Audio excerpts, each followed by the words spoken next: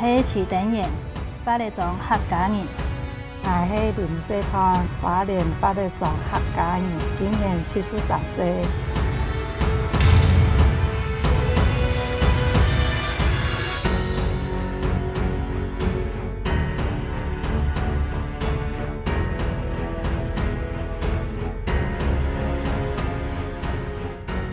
我伫富源社区担任工作人员。八里庄悠久的历史有200年，掠游花莲最早的神风庙。当年神风爷生日，都有请到镜头名言树立，最有名的都是太古清。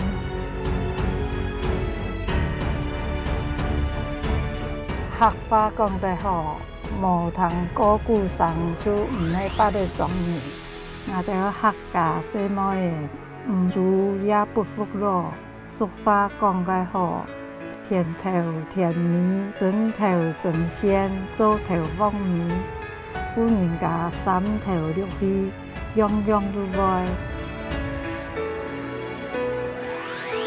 建议嘅性格，我73岁学打鼓，勤练习，就唔惊时代输脚马。